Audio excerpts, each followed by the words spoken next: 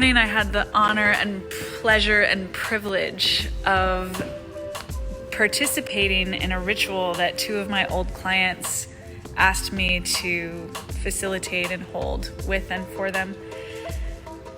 They're business partners, and they crafted this covenant, these vows of commitment to one another, to their service together. And to be honest, when they asked me to do it, I was like, I don't know what you're asking me to do. It sounds a little bit like work. I charge for that, but I don't know. Intuitively, I was just like, okay, this is important. I'm going to do it. So we scheduled it. They came over this morning. I thought maybe we would use the ocean or the sand or something in some way. Plus, makes it easy for me. They came over, and we just talked a little bit about how they met and what prompted them to make this decision to do this together. And it was so beautiful. And at multiple points throughout the ceremony or through the conversation, and then we did the ritual, it was like, oh, this is kind of like a wedding. Like, isn't that interesting? Because there's no romance in their relationship. That's not at all the relationship that they have. But I realized that because we have so few rituals, particularly around relationships, that like the only reference point was a wedding. In any case, we kind of crafted it together. It was pretty impromptu, very simple. A little smudging, some meditation, reading of this declaration of their commitment to one another and their service. And then closing. We ended up deciding to do it out at the ocean. So we went into the water, got our feet wet. They said the things that they wanted to say to each other, and then we came back. And it was just so beautiful. It was so tender. It was so emotional. Like, we all cried at multiple points. Kind of like a wedding. And I was like, whoa, like what a beautiful way to start my day, to have this moment of celebration. Like it brought us all so fully into the celebration of life, of our service, of our relationships. It was so powerful and so simple.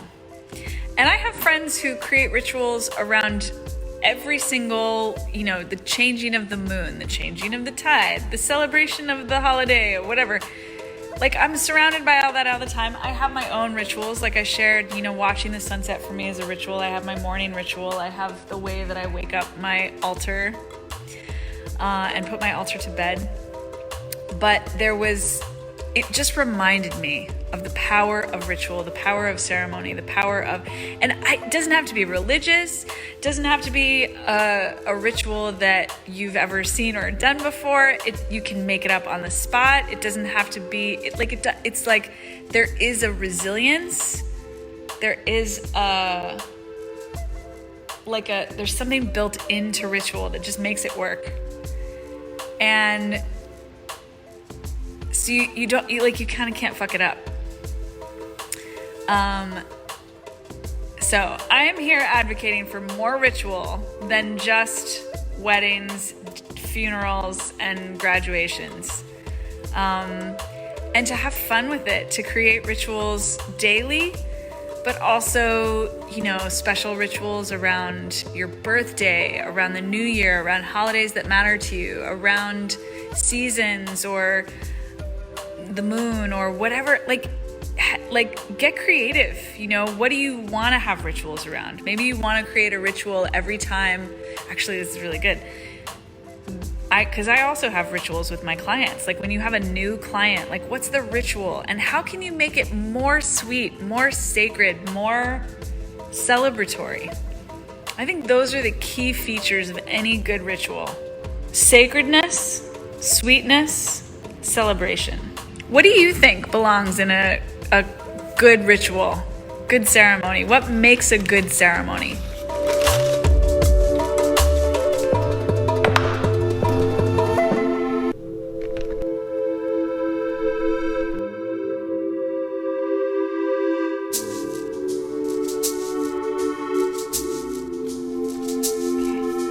The thing that matters is that the ritual itself is memorable enough that you hold it. And I think that this is what, like, this literally explains why New Year's resolutions don't work, because unless you actually create a ritual or a ceremony that marks not just that the year is turning, right? The ball drops and the fireworks go off, because that's true for everyone and that's true every year. You don't have to make any decisions. You don't have to change anything for those things to happen. If you want to create a New Year's resolution that actually shows up in your life, you have to create a ritual around it that is memorable, so that it stays in your mind and your heart, and you feel like, oh yes, this is right. So I'll share a counter example. So New Year's resolutions, I think, is like the worst kind of example. For me, one of the best examples was getting married. And Shri and I made that ritual ourselves, right? We did not follow any kind of tradition, really. We didn't let anybody else plan it for us. We didn't do it on anybody else's terms. We didn't really know it at the time, but afterwards we realized that we had eloped. That's like how we chose to get married. And as a result, like the feeling, the sensation of the ceremony stayed with me, still is with me. The rings that we wear remind us of this, not only of the decision, but of the ceremony, of the relationship. Like, they remind us of the essence of the decision that we made and the commitment that we made. And so as a result, and that it's not like this is foolproof, right? Like, we can still get distracted or forget what we've committed to. People do that all the time. But what I'm aware of today is that the thing that really worked, that catalyzed an actual transformation in going from being unmarried to married, was that we created a ceremony and a ritual that was memorable and meaningful for us. And we chose to get rings and wear these rings to remind us of the vows that we made to each other and the vows that we made to ourselves, really. To be loving, to be honoring, to be in the collaboration of the relationship. And in contrast, for me personally, I don't know that I've, like, on a cultural level, the ritual around New Year's Eve is just a party, which is super fun. And if you don't want to like create a New Year's resolution, that's perfect. You don't have to do anything more than that.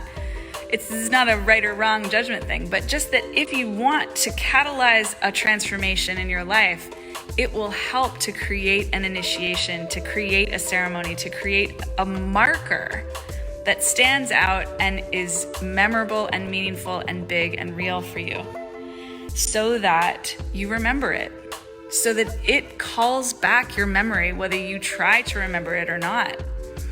And so that the thing itself, the ceremony, is representative of something that matters to you, as opposed to like, I don't know, I'm thinking about dieting or something like that. You know, it's like a socially demanded, pressurized thing, like embedded with shame and judgment. It's like, if you really want to change your relationship to your health, create a ceremony, create a ritual, begin. And make the ritual meaningful and memorable, and come up with ways to remind yourself of the deep feeling. Hi, Dorta. The deep feeling of that new commitment or that new choice or that new clarity.